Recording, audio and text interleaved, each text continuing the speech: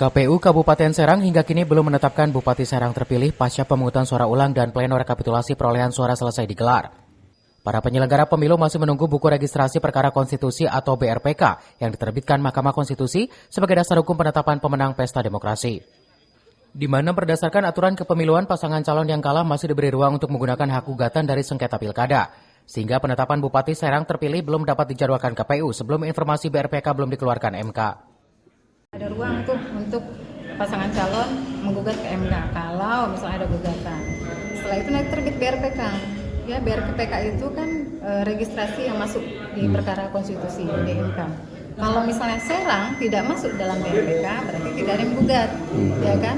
Nanti MK akan menerbitkan namanya BRPK. Kalau misalnya di BRPK tersebut tidak ada Serang, maka setelah BRPK terbit, Serang sudah bisa menetapkan pasangan calon terpilih. Gitu.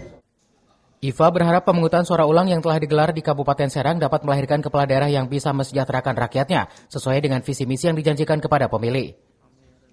Dari Serang, Tim Liputan melaporkan.